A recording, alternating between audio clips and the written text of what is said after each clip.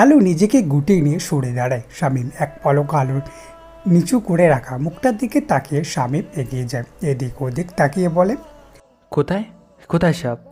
আলো শামীমের দিকে ফিরে তাকায় না, ওদিকে মুখ ঘুরিয়ে রেখে তর্জনী আঙুল তুলে বারান্দার ডান দিকটায় দেখে নিচু স্বরে বলে। ওই দিকে ছিল।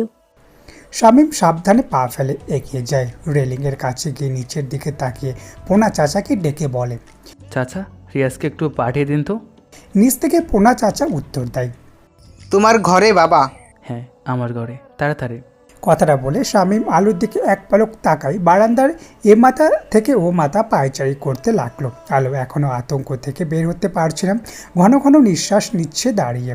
রিয়াজ এসে দরজায় নক করতেই শামীম দরজা খুলে দেয়, তারপর বলে। বারান্দায় একটা সাপ দেখা গিয়েছে। রিয়াজ বারান্দার দিকে এগিয়ে যেতে যেতে বলে, কতবার বলছি আসরা হেনা কাজটা উপরে ফেলে দেই, ওটার জন্যই এমন হচ্ছে। এই নিয়ে 2বার। আমার কথা তো বিশ্বাস করেন না স্যার। ওসব কিছু না রিয়াজ, তুমি শেষ কবে কার্বলিক অ্যাসিড স্প্রে করেছিলে বাগানে? 2 সপ্তাহ আগে। এখন আবার ছড়িয়ে দাও। ফুলের মাকে বলো বারান্দা থেকে এইসব শুকনো পাতা পরিষ্কার করে দিতে। রিয়াজ কিছুক্ষণ খোঁজাখুঁজি করে চলে যায়, কোথাও কিচ্ছু নেই। ফুলির মা এসে বারান্দা সব পুরো ঘরটাই পরিষ্কার করে দিয়ে যায়। আলো তখনও চুপচাপ দাঁড়িয়ে। শামীম হালকা কেসে আলোর দৃষ্টি আকর্ষণের চেষ্টা করে। আলো চোখ তুলে তাকায়, শামীম বলে, সাপ তোমার চিৎকার শুনি মা গো বাবা গো বলে পালিয়েছে। আরাফ ঠিকই বলে, তোমার গলায় একটা অদৃশ্য মাইক রয়েছে। তুমি পলিটিক্স করলে মানাবে। মাইক ছেড়ে বাসন দিলে 3 কিলোমিটার দূরে থেকে শোনা যাবে। আলো খুব অপমানিত বোধ করলো, কথাটাই যেন তার কণ্ঠস্বর নিয়ে এমন কুৎসিত মন্তব্য এর আগে কেউ করেনি। কপাল কুঁচকে ফেলে অন্যদিকে মুখ ঘুরিয়ে দাঁড়িয়ে থাকে। এই মাত্র সে এই লোকটার কাছে একটি ভীতু মেয়ে প্রমাণিত হয়েছে। আলো নীরবতা দেখে শামীম ঘোর লাগা কণ্ঠে বলে ওঠে, এই না হলে নারী ভয় পেয়ে কাঁচামুচু মুখ করে রাখবে, মাথা নিচু করে রাখবে। তা না করে কখনো বৈশাখের বিলের নতুন কই মাছ কিংবা জিলের চিংড়ি মাছের মতো হাত পাচড়ে লাফালাফি করতে থাকো। তোমাকে মানায় না আলো? আলো শামীমের দিকে তাকায়, কিছুটা সময় নিয়ে বলে, আত্মবিশ্বাসী মেয়েদের পুরুষ অপছন্দ করে জানি, কারণ শক্তিশালী আত্মবিশ্বাসী মেয়েদের পাশে তারা ইনসিকিউর ফিল করে। এদেশের পুরুষরা স্বভাবগত কারণে দুর্বল শ্রেণীর মেয়েদেরই পছন্দ করে এসেছে। কারণটা হলো নরম মাটিতে আঁচড় কেটে খুব আনন্দ পাওয়া যায়। পুরুষের পছন্দের তালিকায় 1 নম্বরে থাকে বোকা বোকা সুন্দরী মেয়ে, যে কথায় কথায় কুর্নিশ করবে, জেদ দেখাবে না। শামীম আলোর দিকে তাকিয়ে বলে, খুব কথা জানো তুমি আলো, বয়সের তুলনায় বেশি বাড়ি বাড়ি কথা বলো।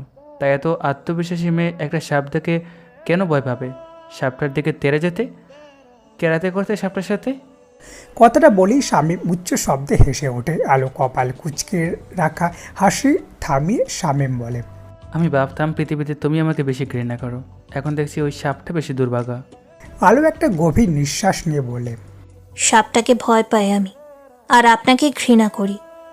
দুটো আলাদা ইয়াসার মির্জা। আলুর দিকে কিছুক্ষণ তাকিয়ে থেকে ডিভানের দিকে চলে যায় শামীম। কথাবার্তা যে দিক থেকে শুরু হোক না কেন, শেষ হয় শামীমের প্রতি আলোর ঘৃণা ঘোষণার মাধ্যমে। রোজ রোজ দর্শকবিহীন স্টেজ একই সংলাপ শুনতে শুনতে শামীমের কানে পোকা ধরে গেছে শুধু একটাই কথা, ঘৃণা করি ইয়াসার মির্জা, পিশাচ ইয়াসার মির্জা, ফেরাউন ইয়াসার মির্জা। বিরক্তিকর মেয়ে একটা। ডিভানে গা এলিয়ে দিতে দিতে শামীম নিজের চিন্তাভাবনা দেখে নিজে বেশ অবাক হয়, মনে মনে বলে ওঠে, জোরপূর্বক বিয়ে করে তুমি কি আশা করো সামিন? তোমার বউ তোমাকে মাথায় উঠিয়ে নাচবে, তোমার কাছে এসে বলবে প্রাণনাথ। ঘুমের মধ্যে ওই মেয়েটা তোমাকে বালিশ চাপা দিয়ে মেরে ফেলে না, সেটাই তোমার সৌভাগ্য ইয়াসার মির্জা।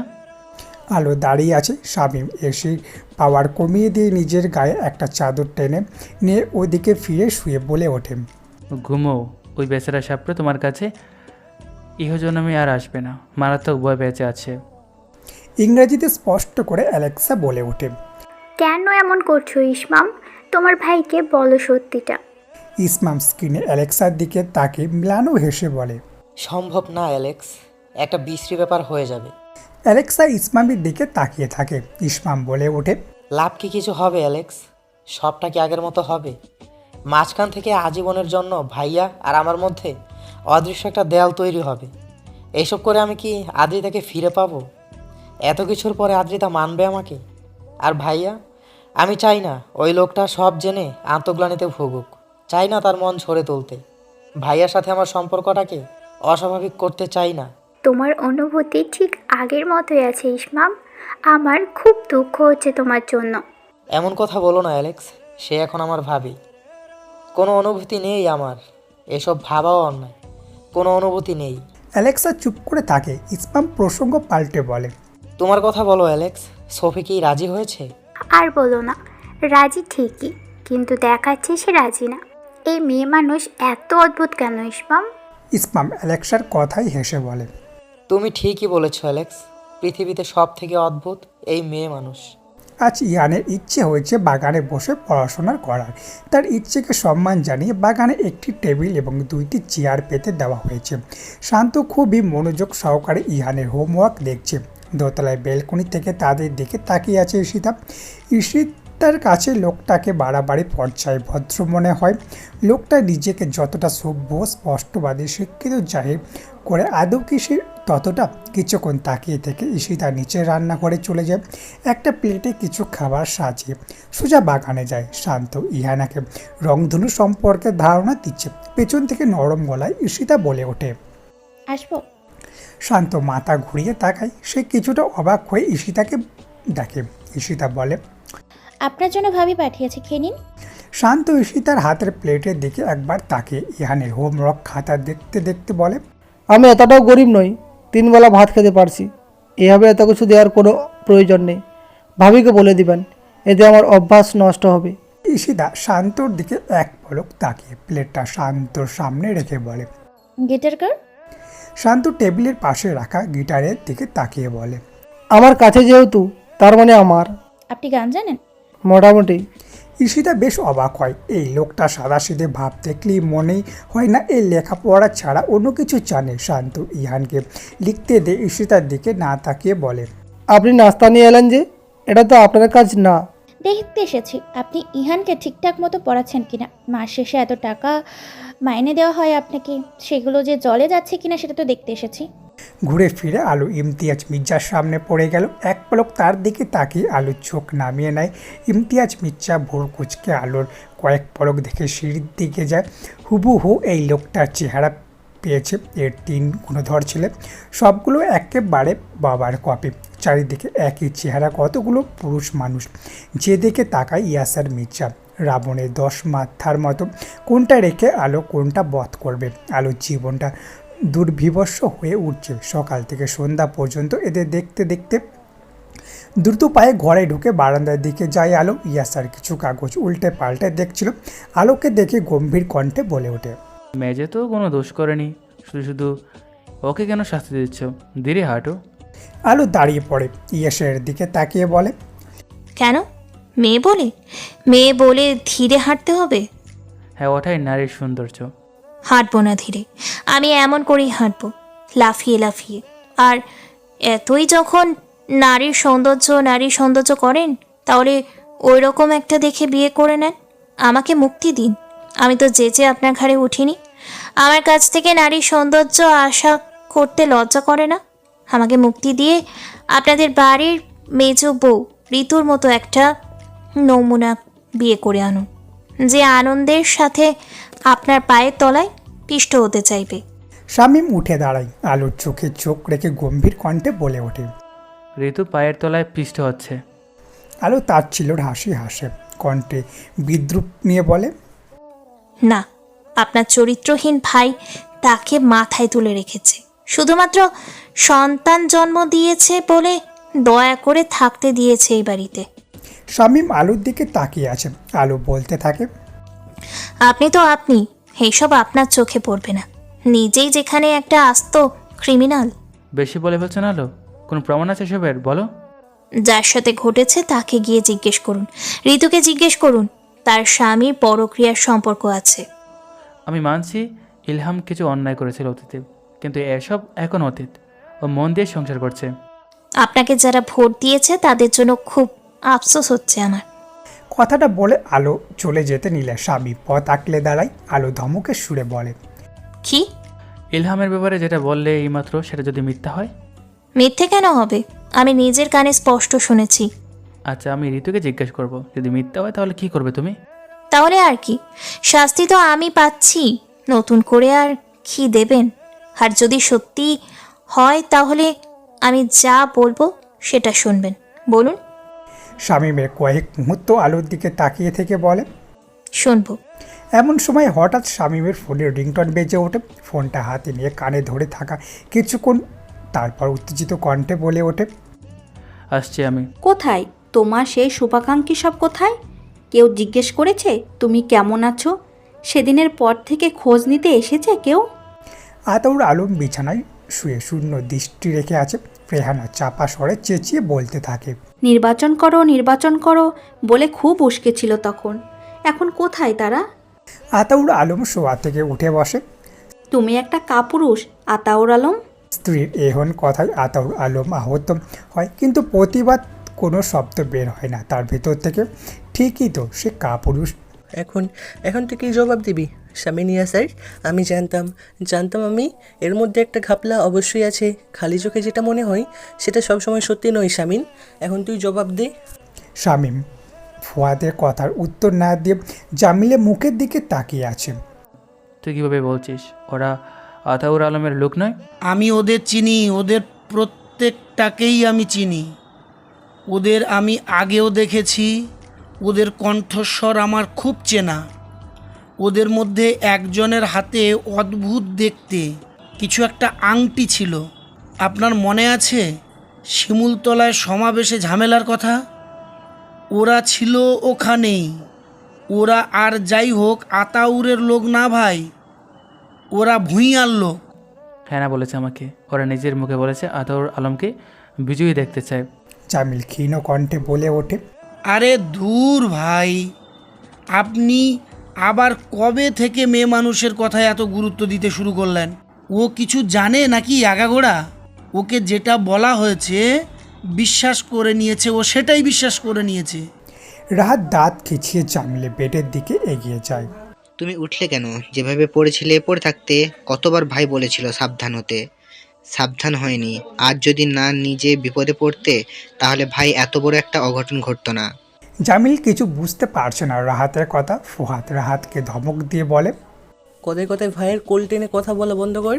পুরোটা তোর ভাইয়ের বোকামি সেটা বল। আমি বারবার বলেছি রাগের মাথায় কোনো অঘটন ঘটাস না। দেশে আইন আছে, কিন্তু কে শুনে কার কথা? জামিল সবার মুখের দিকে তাকিয়ে বলে, কি হয়েছে? কেউ খুলে বলো ভাই, কি হয়েছে? তোর ভাই রাগের মাথায় নির্বাচনে জেতার জন্য আতৌরের মেয়েকে তুলে এনে বিয়ে করেছি। আমিও ছিলাম সাথে, আমিও সাথ দিয়েছি। হতভম্ব মুখটা নিয়ে জামিল শামীমের দিকে তাকায়। শামীম চুপচাপ দাঁড়িয়ে আছে। ফুহাদ চেঁচিয়ে বলতে থাকে, কেমন লাগছে সামিনিয়া স্যার? একটা নিরপরাধ ব্যক্তিকে ভুগেছিস তুই। ফুহাদের দিকে শামীম এক পলক তাকে হনন করে কেবিন থেকে বেরিয়ে যায়। ফুহাদ পিছু পিছু ছুটে যায়। হসপিটালে গেটের কাছে এসে গাড়ির সামনে দাঁড়িয়ে হাত মুঠো করে সজোরে একটা ঘুষি মেরে দেয় শামীম। ফুয়াদ এসে হাত ধরে ফেলে শামীমের, চেঁচিয়ে বলতে থাকে, এখন এইসব বন্ধ কর, যা ওভার হয়ে গেছে। সামনে কি করবি সেটা ভাব। শাস্তি খেলা হয়ে গিয়েছে, শাস্তি পেয়েছিস, এখন গিয়ে ক্ষমা চা ওদের কাছে। তালাক চাইলে তালাক দিয়ে দিবি। আমি তোকে চিনি শামিন, তুই স্বস্তি পাবি না। আত্মগ্লানিতে ধুকে ধুকে মরবি। শামীম ফুয়াদের দিকে তাকায়। ফুয়াদের বলা কথাটা তার কানে বাজছে। তালাক দিয়ে দে। এখন ভুইয়াদের কি করবি বল? সাগরের একটা বোন আছে, ওকে তুলে আনি, ওকে বিয়ে করবি। রাগ দেখিয়ে ফুয়াদ বলতে থাকে। শামীম কয়েক মুহূর্ত চুপ করে থেকে গাড়িতে উঠে গাড়ি স্টার্ট করে। ফুয়াদ পাশের সিটে বসে সিট বেল্ট বাঁধতে বাঁধতে বলে, কথা বলছিস না কেন? জবাব দে। তালাক দেব না আমি, আর বইয়াদের উপযুক্ত শাস্তি ওরা ভাবে। শামীমের দিকে দৃষ্টি রেখে ঠান্ডা গলায় বলে। ফুয়াদ শামীমের দিকে তাকায়। শামীম বলতে থাকে, বিয়ে করা বউকে বিনা কারণে কেন তালাক দেব? মানে তুই ওর সাথে সংসার করবি? হ্যাঁ, সেই জন্যই তো বিয়ে করেছি। বারবার একই কথা জিজ্ঞাসা করিস কেন তোরা? কিছুক্ষণ চুপ থাকে শামীম, তারপর হুট করেই বলে ওঠে, একটা অঘটন ঘটিয়ে ফেলেছি রে ফুয়াদ। আবার কি? চেঁচিয়ে ওঠে ফুয়াদ। আমি সম্ভবত আমার বউয়ের প্রেমে পড়ে গিয়েছি। ফুয়াদ শামীমের দিকে তাকায়। শামীমের মুখে হাসি হাসি সে বলতে থাকে, কাল রাতে টের পেয়েছি, এখন আর তালাক দেওয়া সম্ভব না। তাহলে মাফ চা ওর কাছে, ওর পরিবারের কাছে। ভুলটা স্বীকার করে নিয়ে নিজের। শামীম সে কথার উত্তর না দিয়ে বলে, খুবই আলাদা, কি অদ্ভুত দেখ, শামিন যে ধরনের মেয়েদের পছন্দ করতো না, ও সে ধরনের মেয়ে। তবুও কি থেকে কি হয়ে গেল? শরীরের উপর জোর চালাচ্ছিস শামিন, মনের উপর না, ভুলে যাস না। আমি তো জোর করে বিয়েটা করেছি, শুধু অন্য কোনো জোর তো দেখায়নি। উফ, তুই একটা পাগল বানিয়ে ছাড়বি শামিন। শামীম বাঁকা হাসে। ফুহাদ বলে, ও আলু শামিন, এই জন্মেও তোর নিয়ন্ত্রণে আসবে না। রমানির মন সহস্র বছর সাধনা করতে পেতে হলে আর তোর ধৈর্য নেই। তুই শামিন ইয়াসার মির্জা। দেখা যাক। ঠান্ডা গলায় জবাব দেয় ইয়াসার। ইসমামকে দেখে আলো কপাল কুঁচকে ফেলে। ইসমাম নিচু স্বরে বলে, সরি, আমি ভাইয়ার কাছে এসেছিলাম, জানতাম না ভাইয়া ঘরে নেই। তোমার ভাইয়ের ঘরে তোমার ভাইয়ের স্ত্রী থাকে ইসমান, এভাবে আর কখনো নক না করে ঢুকবে না। ইসমাম কয়েক পলক আলোর মুখের দিকে তাকিয়ে থেকে বলে, আচ্ছা। আলো মুখ ঘুরিয়ে নেয়।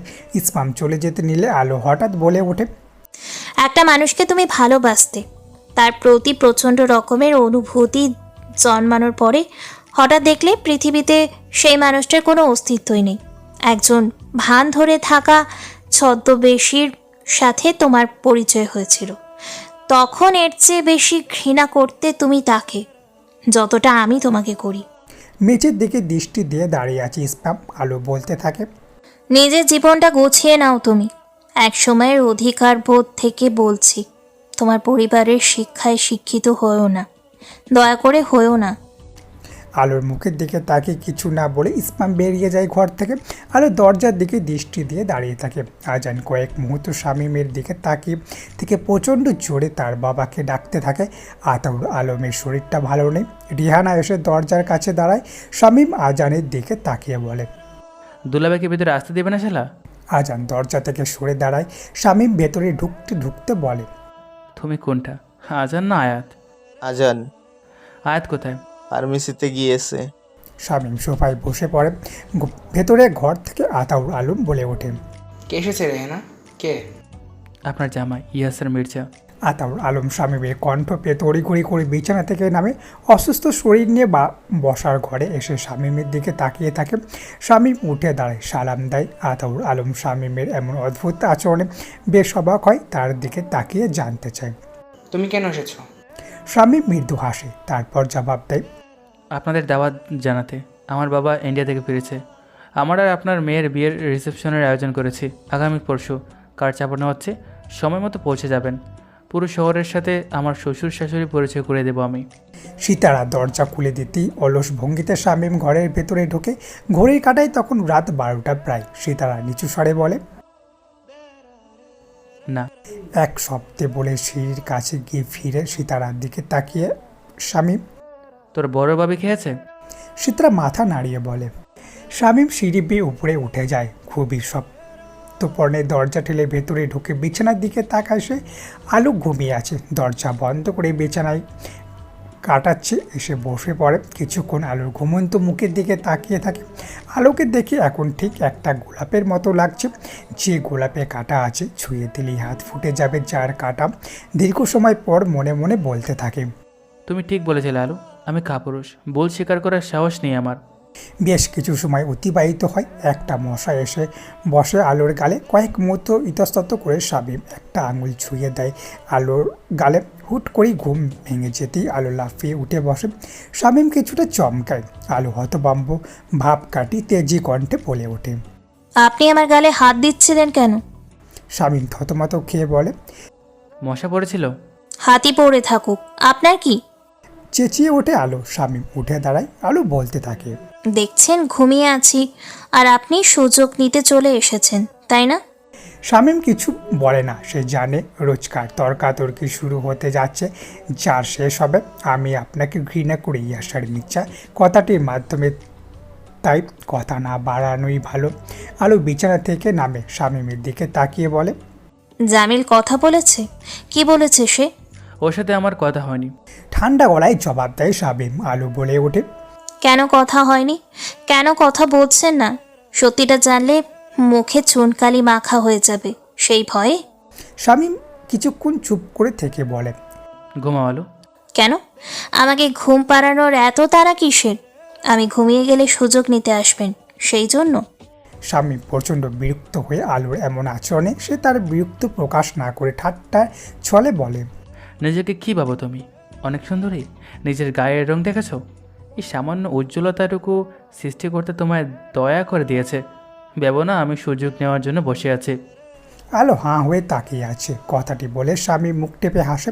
আলো শামীমকে অবাক করে দিয়ে বলে ওঠে, নিজে একটু ফর্সা বলে নিজেকে কি ভাবেন আপনি? অন্যের গায়ের রং নিয়ে কথা শোনাচ্ছেন। আর আপনি অনেক সুন্দর। নিজের চেহারা কখনো আয়নায় দেখেছেন? একটা সাদা মূলোর মতো লাগে আপনাকে। ওরা নারী জাত, পুরুষকে ঘায়েল করতে কারাতে মারপিট জানতে হয় না। মুখটা একটু মাসুম মাসুম করে রাখলেই পুরুষ ঘায়েল হয়ে যায়। ভাইয়ের ক্ষেত্রেও ঠিক তাই হয়েছে। রনি এমন কথায় সবাই তার দিকে তাকায়। শামীম ইয়াসের পার্টি অফিসে আজ সবাই জমায়েত হয়েছে। মাস শেষে একটা দিন তারা দুরস্থদের মাঝে খাবার বিতরণ করে। আজ সেই দিন। শামীম রাহাতের সাথে কিছু গুরুত্বপূর্ণ আলোচনা করছে। এ পাশে বসে বাকিরাও সবাই শামীমের সমাচার পাঠ করছে। আর কপাল কুচকে বলে, ভাই ওই মেয়েটার মুখের ভাষা এত জঘন্য, গালাগাল ছাড়া কথাই বলতে পারে না। ইয়াসার ভাই কিভাবে ওর প্রেমে পড়লো বলতো? রনি আরাফকে থামিয়ে দিয়ে বলে, ওই মেয়েটা না, ভাবি বল। ভাই শুনলে কাঁচা খেয়ে ফেলবে। সবুজ বলে ওঠে, যাই বল, ভাই যে আলো ভাবির প্রেমে পড়বে তা জানতাম, কিন্তু এত তাড়াতাড়ি ওই সিংহ একটা মেয়ের কাছে কাবু হয়ে গিয়েছে এটা মানতে পারছি না। তোর চোখের সামনে সারাদিন চুড়ি পরে, লাল শাড়ি পরে মাথায় ঘোমটা দিয়ে একটা মেয়ে ঘুরঘুর করবে, তোর পুরুষ মনে সুরসুরি লাগবে না? তোর প্রেম প্রেম পাবে না? রনির এই কথাটাই আরাফ মাথা নাড়িয়ে সম্মতি জানিয়ে বলে, হো, তাও ঠিক। ওরা নারী, ওরা সব পারে, কিছু না করেও। ওই যে নারী দিবসে একটা স্লোগান আছে না, আমরা নারী আমরা সব পারি, কথাটা এই জন্যই বলেছে।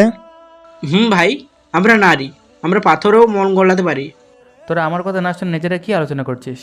সবাই শামীমের দিকে তাকায়। শামীম গম্ভীর কণ্ঠে বলতে থাকে, দলের কাছে মন না বসলে বলবি, একেবারে বের করে দেবে কার ধরে।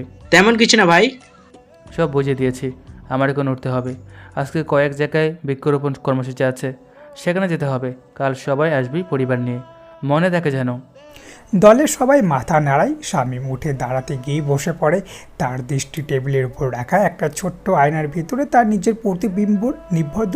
কয়েক পলক সেদিকে তাকিয়ে থেকে ছেলেদের দিকে তাকিয়ে বলে, আচ্ছা বলতো, আমি দেখতে কেমন? সবাই মুখ চাওয়াচাই করতে থাকে শামীমের কথায়। রাহাত বলে, সুন্দর। আপনি অনেক সুন্দর কেন ভাই? শামীম বলতে থাকে, আমি ফর্সা, সেজন্য কি আমাকে সাদা মূলার মতো লাগে? তৌফি দাঁত বের করে বলে, কি যে কন ভাই, আপনি কত সুন্দর। আপনি পুরো ঋত্বিক রোশনের মতো দেখতে, শুধু আপনার চোখের মণি ঘন কালো, আর ঋত্বিক রোশনের চোখ বিলাইয়ের মতো। আপনি বেশি সুন্দর ভাই। শামীমের কাছে তৌফির কথাটা মন মতো হয় না। এরা তার ছেলে, এরা তো তার প্রশংসা করবি। একটা মেয়ে বোঝে কোনো পুরুষ সুন্দর, আলোর একটা মেয়ে। সে যখন বলেছে তাহলে হয়তো বা সত্যি শামীমকে সাদা মূলার মতোই লাগে। বাড়িতে ক্যাটারিংয়ের লোকজন এসেছে, সাজাচ্ছে বাড়িটাকে। আলো তাকিয়ে তাকিয়ে দেখছে সব। সে কিছুই বুঝতে পারছে না। তার ঘরে বিছানার উপরে কিছু শাড়ি রেখে দিয়েছে কেউ। শাড়িগুলো অনেক দামি, দেখেই বোঝা যাচ্ছে। এসব কি হচ্ছে আসলে? আবার কি নতুন তামাশা করতে চাচ্ছে ইয়াসার মির্জা?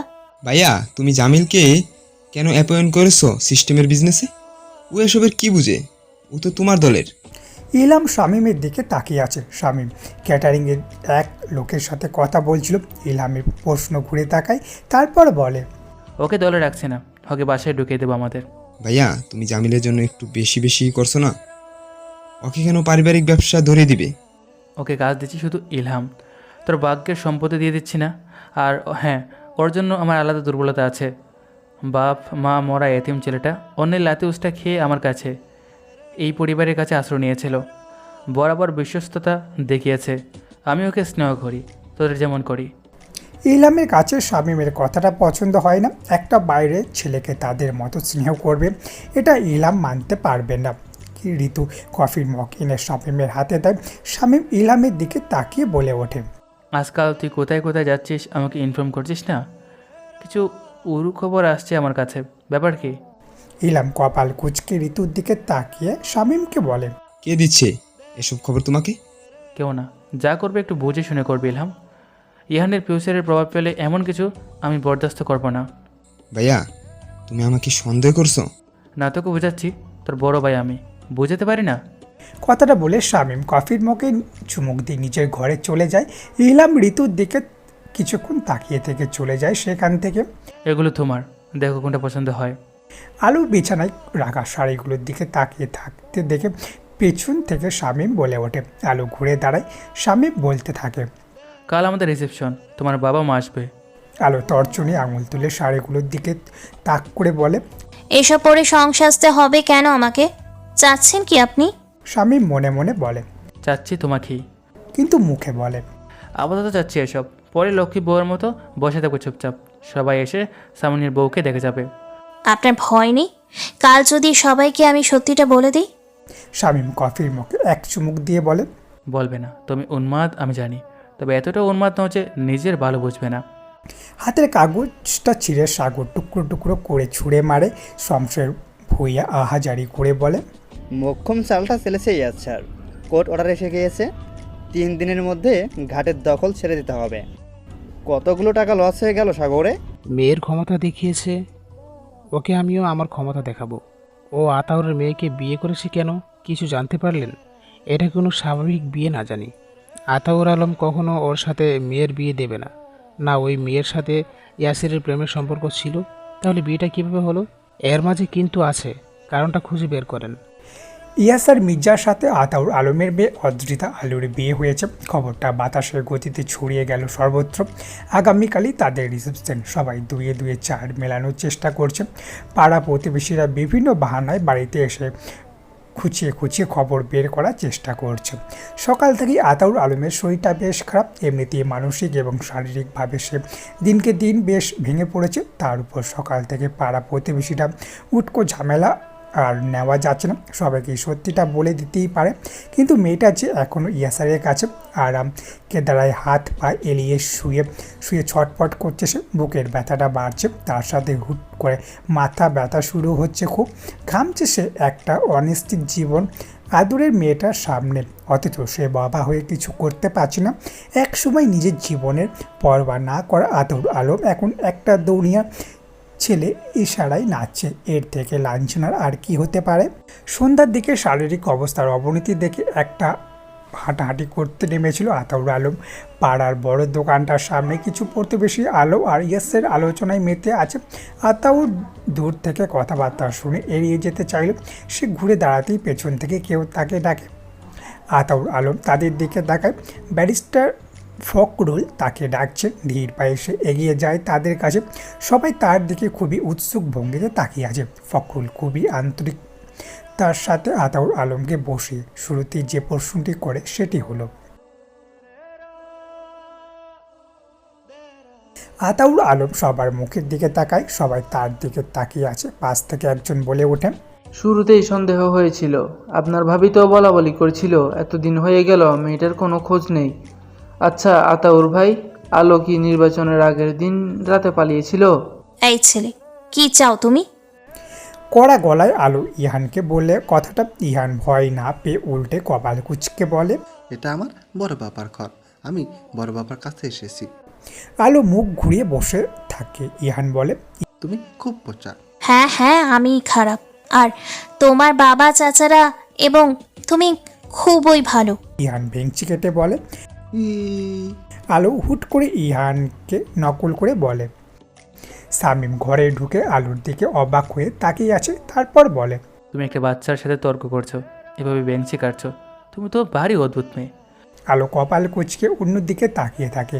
শামীম ইহানকে কোলে তুলে নিয়ে আদুরে কণ্ঠে বলে, তুমি না গুড বয়, বড়দের বেঞ্চি কাটতে নেই, তোমাকে দেখায়নি? ইহান মাথা নাড়ায়। শামীম বলে, কেন এসেছিলে? খেলতে, টিচার চলে গিয়েছে। কিন্তু এখন তো খেলতে পারবে না, সকালে গেলেই। তুমি এখন যাও বাবা, মাম্মা তোমাকে ডাকছে। ইহান তার বড় বাবার কোল থেকে নেমে চলে যায়। শামীম আলোর দিকে এক পলক তাকিয়ে বিছানার উপরে রাখা শাড়িগুলো হাতে তুলে নেয়। সেগুলো আলমারিতে তুলে রেখে বলে, একটা বাচ্চা তোমার কোনো ক্ষতি করেনি, তার সাথে তুমিও সমান সমান তর্ক চালিয়ে যাচ্ছ। নির্ঘাত একটা পাগল মেয়ে তুমি, অথবা বিয়ের পর দিন থেকে পাগল হয়ে গেছো।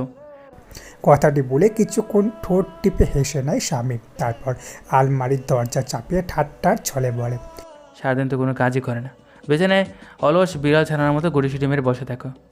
স্বামীর সেবা নাই বা করলে নিজের জিনিসপত্র তো গুছিয়ে রাখতে পারো। ওই শাড়িগুলো তো তোমার। আলো শামীমের দিকে তেড়ে আসে। এইসব নাটক বন্ধ করুন ইয়াসান মির্জা। স্বামী স্বামী নাটক আমার সাথে দেখাবেন না। দেখাবো, এখন থেকে তো আরও বেশি দেখাবো। বলে তো দিয়েছি, আপনার যা করার আপনি করে নিন, আমি আপনাকে মানব না। শামীম কিছুক্ষণ চুপ করে আলোর দিকে তাকিয়ে থাকে, তারপর ঠান্ডা গলায় বলে। জামিল মুখ খুলেছে। হ্যাঁ। আলো উত্তেজিত হয়ে পড়ে বলে, কি বলেছেন? আমার বাবা কিছু করেনি, এটাই তো, তাই না? বলুন। সেটাই, তোমার বাবা মা কিছু করেনি। আলোর মুখে হাসি ফুটে ওঠে, চেঁচিয়ে বলতে থাকে। দেখেছেন, দেখেছেন তো, এখন কি বলবেন বলুন ইয়াসান মির্জা, বলুন। যেখানে আমার বাবা কিছু করেনি সেখানে কিসের শাস্তি পাচ্ছি আমরা? এখন ছেড়ে দিন, দয়া করে আমাকে ছেড়ে দিন, তালাক দিয়ে দিন আমায়। শামীম ম্লানো হাসে, অপুষ্ট স্বরে বলে। বিয়ে করা বউকে বিনা কারণে কেন তালাক দিব? আলো শামীমের দিকে তাকিয়ে থাকে। শামীম ঠান্ডা গলায়, এর জন্য তো হবে না আলো। কেন? এখনো কেন? সবটা তো জানলেন, তবুও কেন? আমি তোমাকে ভালোবাসি আলো। স্পষ্ট এবং দৃঢ়ভাবে শব্দগুলো উচ্চারণ করে শামীম, যে আলোর চোখের দিকে তাকিয়ে আছে। কয়েক মুহূর্ত যেতে সশব্দে শামীমের গালে আলো এক চড় বসিয়ে দেয়। শামীম মাথা ঘুরিয়ে আলোর দিকে তাকিয়ে থাকে। আলো দাঁতে দাঁত চেপে শামীমের কলার ধরে চেঁচিয়ে বলতে থাকে। এই এই ইয়াসান মির্জা, আবার কোন নাটক শুরু করেছেন আপনি? উদ্দেশ্য কি আপনার? নিজে কলার থেকে আলোর হাত দুটো ছাড়িয়ে দিতে দিতে নরম গলায় বলে। উদ্দেশ্য তোমার সাথে সংসার করার। আলো চোখ বড় বড় করে তাকিয়ে আছে। শামীম বলতে থাকে। আমি স্পষ্ট কথা বলি, তাই স্পষ্টভাবে বলে দিলাম, তোমাকে আমার ভালো লেগেছে, তোমার প্রতি আমার অনুভূতি জন্মেছে, যেটা দমিয়ে রাখা আমার পক্ষে সম্ভব নয়। বেড়ে যেভাবেই করি না কেন, একটা স্বাভাবিক সম্পর্ক গড়তে চাই তোমার সাথে। আর হ্যাঁ, ভুল করেছি আমি, সামিন ইয়াসার ভুল করেছে, তার ভুল স্বীকার করে নিল। তোমার বাবা মায়ের কাছে ক্ষমা চাইবো, তোমার ভাইদের কাছে ক্ষমা চাইবো, যা করতে বলবো করবো, কিন্তু তোমাকে তালাক দেওয়া আমার পক্ষে সম্ভব না। জোর করেই পাবেন সব? কখনো আমি আপনাকে মানব না, কখনো না। নিস্তেজ কণ্ঠে বলে ওঠে আলো। শামীম কিছুক্ষণ আলোর মুখের দিকে তাকিয়ে থেকে বলে। আমাকে মারো, ঘৃণা করো, জেদ দেখাও, যা খুশি করো, সব কিছু আমার সীমানার মধ্যে থেকে করবে। আমার থেকে দূরে যাওয়ার কথা ভুলেও ভাববে না। ধপ করে বিছানার উপর বসে পড়ে আলো। কিছুক্ষণ পর ঝরঝর করে কেঁদে দিয়ে বলে। এর থেকে আপনি আমাকে মেরে ফেলছেন না কেন? আমাকে ছেড়ে দিলে আমি আপনার নামে মামলা করব বলে ভয় পাচ্ছেন? তবে আমাকে মেরে দিন, সব কিছু ধামাচাপা পড়ে যাবে। তবু এই জঘন্য খেলা বন্ধ করুন। কাঁদতে থাকে আলো। শামীমে কয়েক মুহূর্ত আলোকে দেখে ঘর থেকে বেরিয়ে যায়। অসময়ে শামীমের নাম্বার দেখে ফুয়াদ মুখে চক্রান্ত শব্দ করে ফোনটা রিসিভ করে কানে ধরে বিরক্ত ভঙ্গিতে বলে। তুই তোর বউ, তোর রাজনীতি, তোর প্রতিশোধ ছাড়াও আরেকটা জীবন আছে শামিন। বাড়িতে এসে একটু শান্তিতে থাকতে পারবো না আমি? মানুষ নিজের পায়ে নিজের কুড়াল মারে, আমি ব্যতিক্রম, তাই বিয়ে করেছি। ঠান্ডা গলায় বলে শামীম। ফুয়াদ বলে। কি হয়েছে, ঝরে কাশ? আমি কিছু বুঝতে পারছি না, কি করব এখন? ভালোবাসার কথা বললাম, কত নরম গলায় বললাম, চড় মেরেছি, এখন কাঁদতে বসে গিয়েছে। ফুয়াদ শামীমকে বিদ্রুপ করে বলে। তো তুই আমার কাছে ফোন দিয়েছিস কেন? তুই তো ইয়াসার মির্জা, যার কাছে স্ত্রী কেবল বিছানার সৌন্দর্য। সে কোনো স্ত্রীর চোর হজম করে নেবে, ওকেও চোর মার, জোর জবরদস্তি কর। কত বড় সাহস ওর? তোকে ভালোবাসবে না, ইয়াসার মির্জাকে ভালোবাসবে না, ওর হাত পা বেঁধে মার, চোর মেরে ওর মুখ থেকে ভালোবাসি কথাটা বের কর। ফুয়াদ রাগে কাঁপতে থাকে। কথাটি বলে শামীম নিস্তেজ কণ্ঠে বলে। বাজে না বকে কিছু একটা সাজেশন দে ভাই, আমি পুরো এলোমেলো হয়ে আছি। তুই মর। ফুয়াদ ফোন কেটে দেয়। শামীম চুপচাপ নিচতলায় বারান্দায় দাঁড়িয়ে থাকে। কিছু সময় যেতেই তার কাছে রনির ফোন আসে। শামীম ফোনটা রিসিভ করে কানে ধরে। ঘরের বাইরে থেকে ঈশিতা উকি দেয়। আলো হাঁটুতে মাথা ঠেকিয়ে কাছে। ঈশিতা কিছুক্ষণ বাইরে দাঁড়িয়ে থেকে ঘরের ভেতরে ঢোকে। আলোর পাশে বসে আলোর মাথায় হাত রাখে। কান্না থামিয়ে আলো তাকায়। ঈশিতা কোনো কথা বলে না। আলো চোখের পানি মোছে, তারপর ধরা গলায় বলে। আপনার ভাইকে বলুন আমায় মেরে ফেলতে, দোহাই আপনার। ঈশিতা কিছু বলতে যাবে, তখনই শামীম হন্তদন্ত হয়ে দরজা ঠেলে ভেতরে ঢোকে। আলোর দিকে কয়েক মুহূর্ত তাকিয়ে বলে ওঠে। তুমি আমার সাথে চলে আলো, তোমার বাবা মা একটু অসুস্থ। ড্রাইভ করতে করতে শামীম আর চোখে আলোকে দেখে। শাড়ির আঁচলে মুখ চেপে ধরে অঝরে ধারায় কাঁদছে আলো। বেশ মায়া লাগছে আলোর প্রতি শামীমের, সেই সাথে বুকে সূক্ষ্ম যন্ত্রণা হচ্ছে তারা। আলোর এই কান্না তো তার কারণে। কিছুক্ষণ আলোর দিকে তাকিয়ে থেকে গাড়িটা হঠাৎই থামিয়ে দেয় সে। আলো কেঁদিয়ে যাচ্ছে। শামীম একটা গভীর নিঃশ্বাস নিয়ে আলোর সিট বেল্ট বেঁধে দেয়। আলোর গায়ে শামীমের হাত লাগতে এক ঝটকায় সেই হাত সরিয়ে দেয় আলো। শামীম নিচু স্বরে বলে, সিট বেল্ট না বাঁধলে সমস্যা হতে পারে। আবারও গাড়ি চলতে শুরু করে এবং সোজা হসপিটালের সামনে এসে থামে। গাড়ি থেকে নেমে এসে সোজা দরজা খুলে আলোর দিকে হাত বাড়িয়ে দেয়। আলো তাকে উপেক্ষা করে নেমে দৌড়ে ভেতরে চলে যায়। শামীম ধীর পায়ে তার পিছু পিছু যায়। করিডোরে মাকে দাঁড়িয়ে থাকতে দেখে মায়ের গায়ে হুমড়ি খেয়ে পড়ে আলো। আজান আয়াত এসে আলোকে ধরে। রেহানা দীর্ঘদিন পর মেয়েকে দেখেও তাকে বুকে টেনে নেয় না, মায়ের মুখের দিকে তাকিয়ে থাকে শুধু। আলো কান্নাকাটি নিয়ন্ত্রণ করে কাঁপা কাঁপা গলায় বলে, কিভাবে হলো আম্মু এসব? কারণ ওপরওয়ালার ইচ্ছা। ধরা গলায় জবাব দেয় রেহানা। খুবই ক্লান্ত এবং বিধ্বস্ত লাগছে তাকে। শামীম ধীর পায়ে হেঁটে করিডোরে এসে দাঁড়ায়। তার মুখটা খুবই শুকনো দেখাচ্ছে। রেহানা শামীমের দিকে কয়েক পলক তাকিয়ে থেকে তার দিকে এগিয়ে যায়। কণ্ঠস্বর স্বাভাবিক রেখে বলে, এসেছো তুমি? এখানে দাঁড়িয়ে কেন? লোকটাকে দেখবে না? এসো আমার সাথে, এসো। শামীম হাত ধরে রেহানাকে টানতে টানতে আইসিউর সামনে নিয়ে গিয়ে দাঁড় করায়। বলে, দেখো, মন ভরে দেখো, তুমি শান্তি পাচ্ছ না? বলো বাবা। শামীম অপুষ্ট স্বরে বলে ওঠে, আন্টি। শামীমকে কিছু বলতে না দিয়ে একটা চড় মারে রেহানা। তাকে গালে হাত দিয়ে মেঝের দিকে দৃষ্টি দিয়ে তাকিয়ে আছে শামীম। রেহানা বলে ওঠে, আর কিসে শান্তি হবে তোমার? ছুটে গিয়ে আজান আয়াতকে টেনে এনে শামীমের সামনে দাঁড় করায়। তারপর চেঁচিয়ে বলতে থাকে, ওদের মেরে ফেলে হবে? নিয়ে যাও, পুঁতে ফেলো ওদের। তারপর গিয়ে আলোকে টেনে এনে শামীমের দিকে ধাক্কা দিয়ে বলে, ওকেও মেরে দাও, তাহলে তো শান্তি অবশ্যই হবে। শামীম চোখ তুলে তাকায় না রেহানার দিকে। রেহানা চেঁচিয়ে বলতে থাকে, আমাকেও মারো বাবা, অবশ্যই শান্তি পাবে তুমি। কথাটি বলে কান্নায় ভেঙে পড়ে রেহানা। কিছুক্ষণ পর মাথা ঘুরে পড়ে যেতে নিলে ইয়াসার এসে ধরে ফেলে। আজান আয়াতের দিকে তাকিয়ে বলে, ওনাকে বসিয়ে দাও। আজান আয়াত তাদের মাকে ধরে একটা বেঞ্চিতে বসিয়ে দেয়। শামীম ঘুরে আলোর দিকে তাকায়। কান্না থামে মেঝের দিকে তাকিয়ে আছে। শামীম তার দিকে এগিয়ে যায়। পাশে বসে আলোর দিকে তাকিয়ে নরম গলায় বলে, আলো, আর যদি আমার বাবার কিছু হয় তাহলে জেনে রাখুন ইয়াসার মির্জা, আমার বাবার খুনি হিসেবে আমি আপনাকেই জানবো আজীবন। ঘৃণা মিশ্রিত কণ্ঠে কথাটি বলে ওঠে আলো।